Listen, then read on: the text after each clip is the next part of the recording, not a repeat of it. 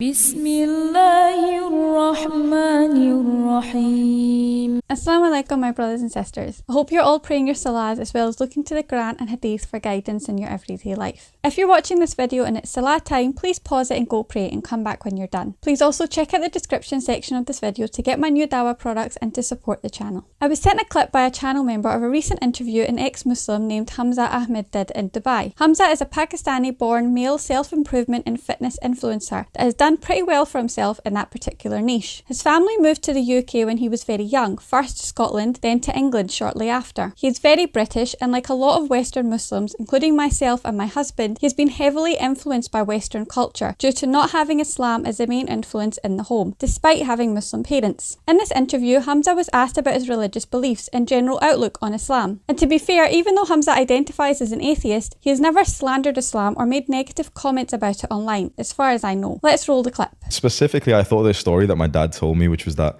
to get us into the UK, it was extremely difficult. You know, like I started to think, okay, how did he actually manage? So we were born in Pakistan, we didn't have visas or passports or anything. So how did we go from there to there? Do you know what I mean? And then I messaged him once and I'm grateful that you brought us to the UK, so many opportunities. And I don't ever talk like that to my dad, right? And he replied back with like 20 messages. Wow. And the first message he wrote back was, in Pakistan, I had 500 men working below me who called me sir, and I had high status, really good job that I liked. In the UK, I've worked as a labourer for 20 years. He took that status hit for me, for my brother, for my sister, so that we could have a good education. And for a large part of my life, I've believed nothing. I haven't believed in the afterlife or heaven and hell and everything. Like I grew up as, my parents raised me as a Muslim for a good few years, and then I don't want to place blame or anything, but like I grew up in a quite atheist British society, and you know, no, God's, you know, everyone's saying it casually, God's not real, look, science, Big Bang Theory, oh, religion's bad, oh, Muslim's bad. The tide is turning. Honestly, like this is a huge respect to Andrew Tate, honestly. He added a lot more respect to religion because before, you know, just a few years ago, religion, especially Islam, was almost like widely seen as a bad thing in the Western world. Terrorists, bad people, immigrants, all this stuff. And you know, I grew up seeing this stuff on the news that, oh, immigration, look, lots of brown people, bad thing. What are we going to do about the immigration problem? What are we going to do about the terrorists? Look, terrorist, bad thing. Terrorist attack rises. I've been attacked multiple times. Always after terrorist attack, hate crime in the UK goes up by 300%, usually 300 to 500%.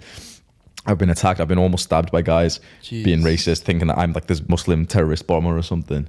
And so obviously that's always made me think, okay, Muslim religion bad. Do you know what I mean? So no, I'm an atheist, guys. You know, do you know what I mean? So I've pushed away from faith and religion for a very long time in my life, and now I have this huge respect for the men. It's a very slow process because I don't, like a lot of people have asked me, you know, I've made videos last year about, oh, you know, I'm considering religion, and a lot of guys come to me and say, why don't you just become a Muslim? And like, you know, what are you waiting for and stuff?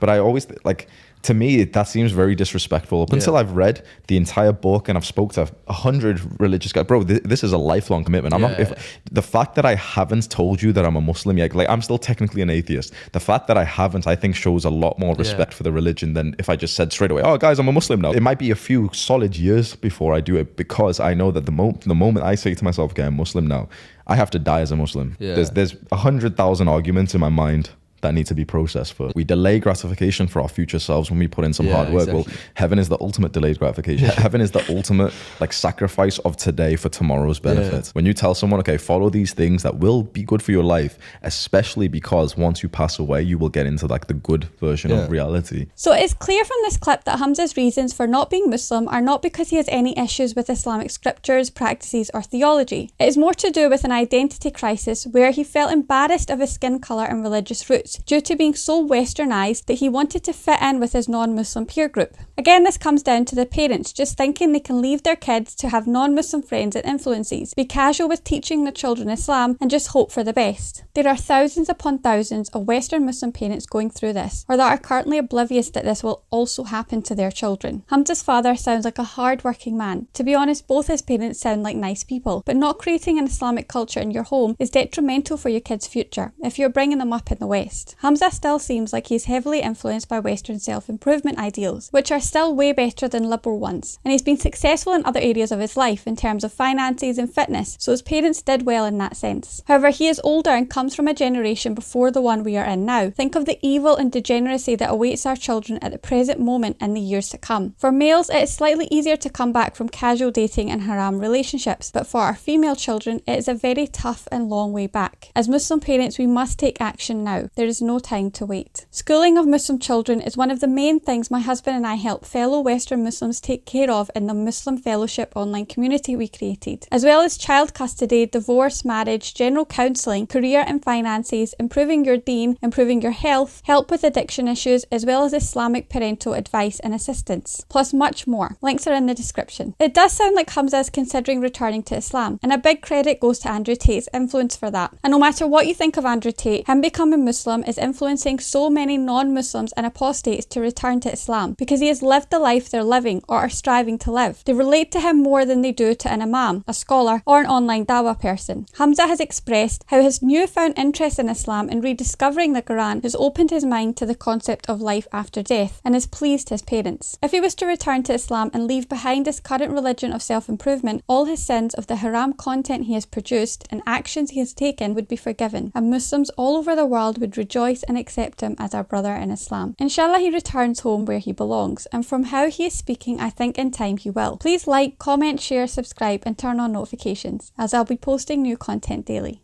Jazakallah. Allahu Akbar, Allah.